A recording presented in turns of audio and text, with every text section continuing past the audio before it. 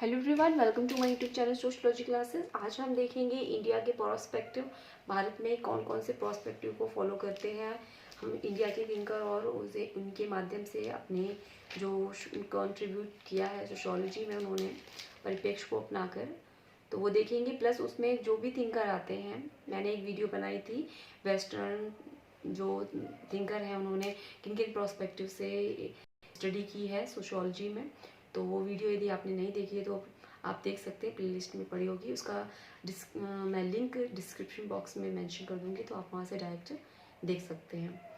और उसके ये जो वीडियो है, ये जो मैंने कॉन्सेप्ट बनाए हैं, इसके हेल्प से आप इंडिया के प्रोस्पेक्टिव को भी समझ सकेंगे। प्लस उसमें कौन कौन से थिंकर आते हैं उन्होंने अपना कर अपने वर्क को दिया है, तो वो भी हम इसमें काफ़ी आपको हेल्पफुल हो जाएगा।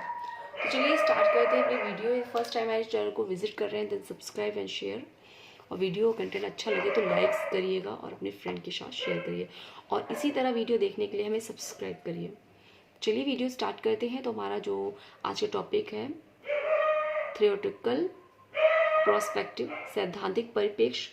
इसमें कौन कौन से परिप्रेक्ष्य आते हैं इंडिया के, तो इसके जो परिप्रेक्ष्य आते हैं हमारे भारत विद्या परिप्रेक्ष्य, इंडोलॉजिकल टेक्सुअल प्रोस्पेक्टिव। इंडोलॉजिकल भी इसे बोलते हैं, टेक्सुअल भी बोलते हैं, प्रोस्पेक्टिव मीन्स होता है परिप्रेक्ष्य। तो चलिए आगे देखते हैं, इसके की पॉइंट देख लेते हैं कि इसमें जैसे कि इसकी डेफिनेशन को मैं सिंपल लैंग्वेज में आपको बता दूं, तो भारत विद्या परिप्रेक्ष्य का जो यूज़ है, इसका हम यदि यूज़ करते हैं तो ये ग्रंथों महाकाव्यों को यदि हम पढ़ के उसकी जानकारी लेते हैं, अतीत की जानकारी लेते हैं, उसके माध्यम से समाज का स्टडी करते हैं, वो हमारा भारतीय विद्या परिप्रेक्ष्य के अंतर्गत आता है। और यदि हम किसी भी कारक को जानना चाहते हैं, जैसे मैंने यहाँ पे की पॉइंट नोट डाउन कर रखे हैं, तो बता दूं मैं, ऐतिहासिक पृष्ठभूमि को समझने के लिए प्रारंभिक कारकों की ओर ध्यान आवश्यक है। इस परिप्रेक्ष्य के माध्यम से क्षेत्रीय कार्य और स्वयं के अनुभव अध्ययनों को नकारता है। कहने का तात्पर्य है जो भारत विद्या परिप्रेक्ष्य है, ये हम यदि स्वयं के अनुभव करते हैं उसको नकारता है, और जो लिखित ज्ञान है, लिखित जो हमें पहले का मिला हुआ है, उसे हम इस परिप्रेक्ष्य के माध्यम से अपनाते हैं। और ये क्या है, इसमें हम जो नैतिकता है, नैतिक धर्म नियमों की पुनर्स्थापना हेतु परंपरागत दर्शन को ज्ञान होना आवश्यक होता है। कहने का मतलब ये है, इसमें नैतिकता की भावना रहती है, और इसे पुनर्स्थापित करने के लिए हमें उसी ज्ञान की आवश्यकता होती है। और आगे ये है कि जो ज्ञान है, प्रारंभिक ज्ञान, उसका अध्ययन करने के लिए भारत विद्या परिप्रेक्ष्य के द्वारा ही संभव होता है। कहने का मतलब ये है, यदि अब प्रारंभिक ज्ञान, समाज की उत्पत्ति किस प्रकार हुई, कैसे हुई, कहाँ से हुई, ये सब जानने के लिए आप अतीत को ही तो लेंगे, जो लिखित मिला है, जो हमें पुराणों से चीज़ों मिली हैं, उन्हीं के माध्यम से हम जान पाएंगे। तो ये चीज़ इसमें हम भारत विद्या परिप्रेक्ष्य के माध्यम से जानते हैं। जो भी विचारक इसको फॉलो करते हैं वो अतीत को अपनाकर अपने परिप्रेक्ष्य को अपनाकर स्टडी करते हैं। तो इसमें जो थिंकर आते हैं वो हमारे प्रोफेसर AR पिल्ले, और जिन्होंने जाति पर अध्ययन किया है भारतीय विद्या परिप्रेक्ष्य के माध्यम से।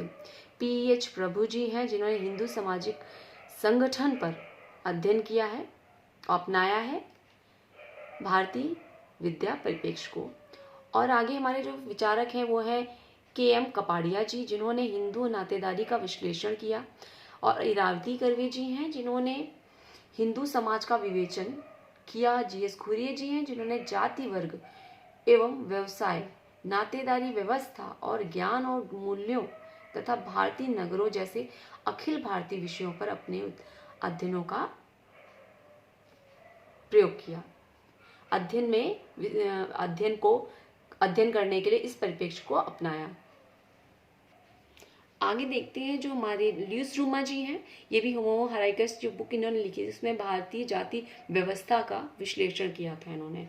ये सभी विचारक बहुत इंपॉर्टेंट है आपके, और ये इंडियन थिंकर भी है, और इसमें वेस्टर्न भी है, ऐसा नहीं है। तो इंडियन थिंकर मोस्टली है, तो इन्होंने ही, इंडियन थिंकर ने जो इसमें, इन्होंने इस चीज़ को अपनाकर जो इंडिया की है स्टडी की है। तो ये सभी थिंकर इंडियन ही हैं जिन्होंने भारत में स्टडी की है इस परिप्रेक्ष्य को फॉलो करके। नेक्स्ट जो हमारे है प्रोस्पेक्टिव है उसको देख लेते हैं और उसमें जो विचारक हैं उनको देखते हैं। नेक्स्ट जो विचारक है, जो हमारा सिद्धांत है प्रोस्पेक्टिव है संरचनात्मक प्रकारवादी परिप्रेक्ष्य, स्ट्रक्चरल फंक्शनल प्रोस्पेक्टिव। तो इसमें क्या है, इसमें जो है ये जो प्रोस्पेक्टिव है ये परिप्रेक्ष्य, ये इस परिप्रेक्ष्य को मानव शास्त्री भी मानते हैं और समाज शास्त्री भी मानते हैं। इसको अपनाकर अपनी स्टडी करते हैं। तो इस अध्ययन में प्रयोग किया जाता है, इसके माध्यम से वास्तविक तथ्यों का पता लगाया जाता है और अध्ययन की इकाई के वर्तमान जो भी स्वरूप है उसको ध्यान में रखते हुए इकाई के समाज के विभिन्न, जैसे हमारा समुदाय है, समिति है, संस्था है और भी कई प्रकार की जो भी समाज में व्यवस्था बनाए रखने के लिए कार्य संचालित कर रहे हैं, उनके योगदान वो दे रहे हैं, वो किस तरीके से दे रहे हैं और किस तरीके से ये व्यवस्था बनी हुई है, इसे जानने के लिए इसको हम संरचनात्मक परिप्रेक्ष्य के माध्यम से प्राप्त करते हैं। और इसमें जो विचारक हैं कौन कौन से हैं, मेलिनोवस्की जी हैं, दुर्खिम है, रेडक्लिफ ब्राउन है, पार्सन्स हैं। तो जो मेलिनोवस्की जी हैं ये व्यक्तिवादी हैं, व्यक्तिवादी प्रकारवाद को अपनाते हैं। हमारे दुर्खिम जी हैं सामाजिक जो प्रकारवाद है उसको अपनाते हैं और रेडक्लिफ ब्राउन है संरचनात्मक प्रकारवाद को फॉलो करते हैं। और कहने का मतलब इस तरीके से क्वेश्चन बन जाते हैं कि प्रकारवादी कौन है, ऑप्शन दे दिया जाता है। तो ऑप्शन जैसे दुर्खिम, रेडक्लिफ ब्राउन, पार्सन्स और समनर या मेलिनोवस्की। तो मेलिनोवस्की प्रकारवादी जो हैं व्यक्तिवादी प्रकारवादी हैं। तो इस तरीके से आपको इस तरीके के क्वेश्चन बन जाते हैं, इसलिए क्यू पॉइंट है, इसको आपको याद रखना है। दुर्खिम जो है हमारे सामाजिक प्रकारवादी हैं और रेडक्लिफ ब्राउन है संरचनात्मक प्रकारवादी हैं। आगे पार्सन्स जी जो है समाज के बारे में उन्होंने संरचनात्मक और एवं व्यक्ति का जो व्यक्तिवादी है दोनों प्रकार के प्रकारों का जो आपसी संबंध है उसके बारे में बात की है। पार्सन्स ने जो सामाजिक संरचना है, समाज की जो संरचनात्मक एवं व्यवस्थित दोनों प्रकार के जो प्रकार हैं उसको आपस में किस तरीके से बंधे हुए हैं, इसके बारे में हमारे पार्सन्स जी कहते हैं। आगे देखते हैं पार्सन्स ने जो बताया और डेविस ने बताया कि उन्होंने इसे माना है कि इसे सिद्धांत को मानना अन्य पद्धतियों से अलग करने का प्रयास है। डेविस का जो मानना है कि जो भी पद्धतियां हैं उनसे ये अन्य पद्धतियों से बिल्कुल अलग कर देती है। होम्स कहते हैं जो पद्धति उन्होंने मानी है वो यही है। और होम्स जी हैं जो इस जो परिप्रेक्ष्य को है ना पद्धति मानते हैं, कहने का मतलब ये है उन्होंने परिप्रेक्ष्य को पद्धति माना है। इलेक्स इंकल जी कहते हैं जो सामाजिक दृष्टिकोण है उसे ही अपनाया जाता है। उन्होंने अपनाते हुए कहते हैं कि इकाइयों को देखने का जो नज़रिया है, जो प्रयास है, ना कि व्यक्तियों या समूहों को देखने का प्रयास है। उन्होंने इस परिप्रेक्ष्य को माना है कि ये इकाई को देखने का प्रयास किया जा रहा है, ना कि व्यक्तियों के समूहों के देखने का प्रयास किया जाता है। इस तरीके से आपका क्वेश्चन बन जाता है कि ये जो कॉन्सेप्ट है ये किसने कहा है, तो ऑप्शन दे दिए जाते हैं। तो आप इसको भी याद रखिए कि जो इकाई में देखने का प्रयास किया ना कि व्यक्तियों का समूहों के रूप में। तो इस तरीके से क्वेश्चन जो बनता है कि जो दृष्टिकोण माना जाता है इलेक्स इंकल के द्वारा कि व्यक्तियों के समूह का दृष्टिकोण नहीं होता, स्वरूप नहीं होता, बल्कि इकाई का देखने का एक नजरिया होता है। एम एन श्रीनिवास जी हैं इसमें विचारक हैं, एस सी दुबे जी हैं। तो आपको ये भी याद रखना जो परिप्रेक्ष्य है संरचनात्मक प्रकारवादी जो परिप्रेक्ष्य, इसमें हमारे कौन कौन से विचारक आते हैं, मेलिनोवस्की आते हैं, दुर्खिम आते हैं, रेडक्लिफ ब्राउन आते हैं, पार्सन्स जी आते हैं और डेविस जी आते हैं, होम्स आते हैं, इलेक्स इंकल्स जी आते हैं और हमारे एम एन श्रीनिवास आते हैं, जी एस घुरे जी आते हैं, एस सी दुबे जी आते हैं। जी एस घुरे तो हमारे भारतीय विद्या परिप्रेक्ष्य के माध्यम से आते हैं उस अकॉर्डिंग। आगे हम देखेंगे मार्क्सवादी परिप्रेक्ष्य। मार्क्सवादी परिप्रेक्ष्य में आई होप आपको सभी को पता होगा कि मार्क्सवादी परिप्रेक्ष्य में जो हमारे पहले दिन करे वो मार्क्स जी हैं, कार्ल मार्क्स ने उन्हीं के नाम से ये मार्क्सवादी परिप्रेक्ष्य आया। हीगल जी भी थे, हेगल ने उस समय पहले, उनके गुरु भी कहे जाते हैं, मार्क्स के जो गुरु हैं हेगल हैं। तो चलिए देख लेते हैं इस कॉन्सेप्ट को क्या है। मार्क्सवादी जो परिप्रेक्ष्य है, मैक्सिमम प्रोस्पेक्टिव, तो इसमें क्या है, इसमें सहयोग और संघर्ष पाया जाता है। संतुलन बनाए रखने के लिए ये महत्वपूर्ण होता है। और इसके जो विचारक हैं वो हमारे सीमेल जी हैं, कोजर जी हैं, डेरेनडॉर्फ हैं, गाल्डुंग हैं, कोलिंस हैं, ड्यूक हैं, वेगहॉर हैं, समनर हैं, ओपलर हैं, हीमर हैं और डीपी मुखर्जी है। ये इंडियन थिंकर हैं, डीपी मुखर्जी, AR देसाई। और ये जो मैंने ऊपर लिखे हैं सीमेल, कोजर, ये मैंने आपकी फर्स्ट वीडियो जो बनाई थी उसमें भी बताया था, ये वेस्टर्न थिंकर हैं। सीमेल, कोजर, डेरेनडॉर्फ, कोलिंस, ड्यूक्स, गोडुल, ये। बाकी हमारे जो ये हैं ओपलर भी वहाँ वेस्टर्न है, समनर हैं, और जो हैं डीपी मुखर्जी हैं और AR देसाई जी हैं, जो कार्ल मार्क्स के चीज़ों को मतलब उनको फॉलो करते हैं, प्रोस्पेक्टिव को अपनाते हैं। और भी जो विचारक हैं उनके बारे में बताएं तो जो मार्क्सवादी के हैं तो राधा कमल मुखर्जी, जो रामकृष्ण मुखर्जी हैं, वो भी इसी परिप्रेक्ष्य के अंतर्गत आते हैं। नेक्स्ट जो परिप्रेक्ष्य है हमारा सभ्यतावादी परिप्रेक्ष्य, सिविलाइजेशनल प्रोस्पेक्टिव।